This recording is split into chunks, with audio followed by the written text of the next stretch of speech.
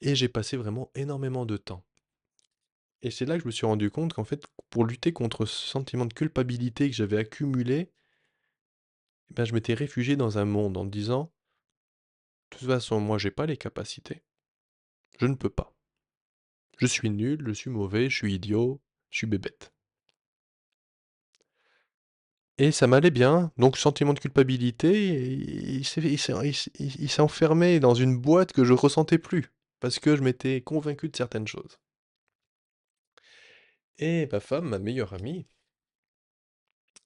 ça a été super, parce qu'en fait, je me suis rendu compte avec elle que j'étais pas du tout idiot, j'avais envie de faire des choses, elle m'a beaucoup inspiré, elle avait beaucoup de projets.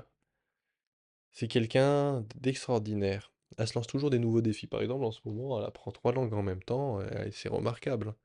C'est remarquable. Avec elle, j'ai appris le Lingala. Alors, le Lingala, c'est une langue africaine, j'en parlerai plus tard pourquoi, comment, dans quelle situation. Mais en gros, je l'ai appris sans vouloir l'apprendre. Dans un premier temps, j'ai dit, bon, bah... En fait, c'est là où on a habité au début, après notre mariage, il y avait des Congolais, un magasin de Congolais à côté. Et ces Congolais étaient vachement sympas. J'aimais beaucoup la culture africaine, parce que ma femme aimait beaucoup la culture africaine aussi, et on parlait bien. C'était très intéressant, et puis quand je les entendais parler dans leur langue, je leur demandais, ben, vous parlez quelle langue? Je me suis intéressé, et de fil en aiguille, hein, on dit comment? Mbote, Boni, Nsangonini, toutes ces choses. Bon, je me suis dit, bon, bah, les salutations, je peux les apprendre. Et quand j'ai vu leur réaction, qu'ils étaient tellement contents que je m'intéresse à leur langue, bah, j'ai eu envie de continuer, et petit à petit, ben, je me suis pas rendu compte au début, mais j'ai vraiment pris plaisir à apprendre cette langue, et aujourd'hui, je la parle couramment. Et je pense que ce qui m'a encouragé, c'est qu'ils disaient que j'avais une bonne prononciation. Alors ça, c'est fou, parce que en français, moi, on m'a toujours dit que j'étais dyslexique, que j'étais mauvais. Mais grâce, je pense, ça c'est mon analyse personnelle, hein, mais à l'orthophoniste, j'ai appris à bien écouter et à bien reproduire les sons. Ce qui fait qu'aujourd'hui, parce que même j'apprends le grec, comme j'habite en Grèce, souvent on me dit que j'ai un très bon accent, que je prononce bien. Et le Lingala, on m'a dit que j'avais une très très bonne prononciation. Alors évidemment, j'ai pas l'accent congolais, mais ma prononciation est très bonne et ça m'a beaucoup encouragé. Et c'est là que j'ai commencé à regagner confiance en moi. Et par la même occasion, à ce moment-là, on regardait beaucoup de choses sur le développement personnel, parce que ça me redonnait envie. Et là, il y a quelqu'un que j'ai beaucoup aimé suivre pendant un temps, après un peu moins. Mais dans ses débuts, j'ai beaucoup aimé, c'était une émission, Idriss Aberkane, qui a écrit un livre que j'ai jamais lu. Parce que moi, j'étais en difficulté, donc j'ai jamais pris plaisir à lire, et encore aujourd'hui, c'est difficile. Mais cette émission s'appelait, je sais plus, en fait, je sais plus, mais le titre de son livre, c'est «Libérez votre cerveau». Et dans cette émission, il était interviewé, il parlait de son livre, et il a parlé de quelque chose, ça m'a parlé tout de suite, ça m'est venu tout de suite au cœur. Il a dit que certaines personnes après apprenaient aux autres l'impuissance apprise. Et il avait parlé des éléphants et des cornacs, comacs, je sais plus, cornacs. C'est-à-dire que comment ils faisaient ces gens-là pour attacher un éléphant adulte et qui ne se libère pas. Ce qu'ils faisaient, bah, ils attachaient la patte de l'éléphant à une barrière quand il était petit, un éléphanteau. En étant éléphanteau, il essayait de casser cette ficelle, cette corde, et il n'y arrivait pas. Et donc, il a grandi avec cette idée que cette corde était indestructible, impossible à casser pour lui. Et donc, à l'âge adulte, on lui met cette corde. C'est réglé, il n'essaiera même pas. Et c'est là, en fait, par cette explication qui montre que ben, certains professeurs, ben, voilà, ils n'ont pas réussi à enseigner aux enfants. Donc, qu'est-ce qu'ils ont dit? Ben, en fait, le problème vient de toi.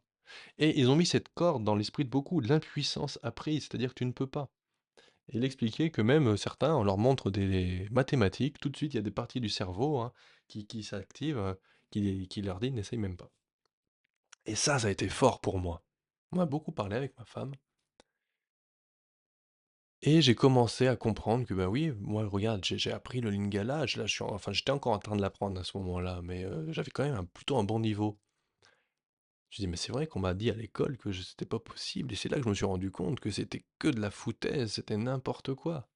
Alors, alors voilà, je me suis libéré mon cerveau. Après mon travail avec, cet homme, il a plus il ne pouvait plus me garder à cause des charges qui augmentaient. Mais l'électricité me plaisait bien et j'ai pu, faire une formation pour adultes en tant qu'électricien.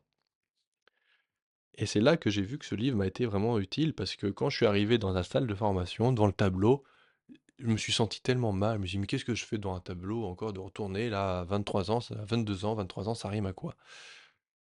Mais j'ai pensé à tout ce que j'avais discuté avec ma femme et finalement, je m'en suis super bien sorti. Je me dis: «Non, je peux réussir». J'ai réussi à prendre la langue lingala et je vais réussir. Et finalement, j'ai super bien réussi. J'ai réussi, bah, alors j'étais pas là le 1er, mais bon, j'avais un très bon niveau. C'est-à-dire qu'il y en avait un qui excellait dans ma formation dans le côté théorique, dans les côtés mathématiques de l'électricité. Il y en avait un autre dans la pratique qui excellait.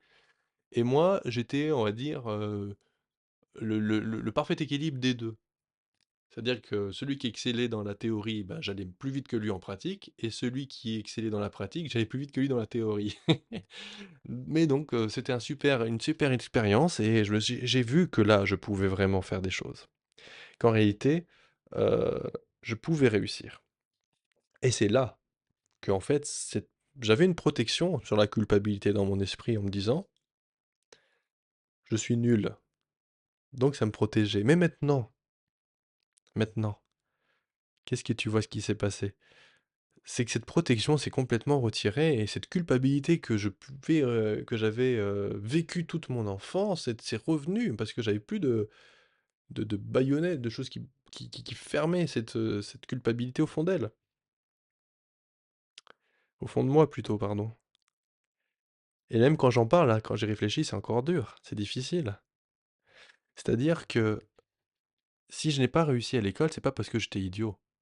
Bon, voilà, je me suis dit que c'était peut-être parce que j'ai pas rencontré les bonnes personnes, qui ont pas été les bonnes, personnes pour moi. Mais, autre chose,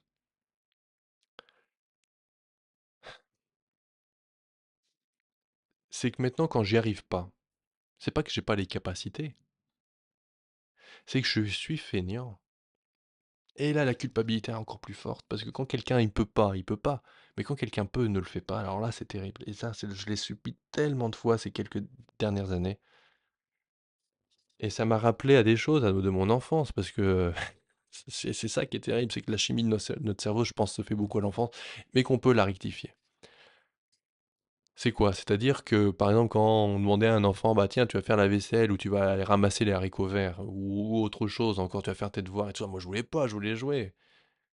Et tout ça, c'est m'est revenu en me disant, mais attends, mais oui, c'est vrai qu'en fait, j'ai toujours été feignant, et c'est dans ma personnalité, c'est difficile, mais ça, c'est quelque chose que je comprends depuis peu encore. Là, je tourne la page parce que j'écris beaucoup de choses. C'est que j'étais pas bizarre.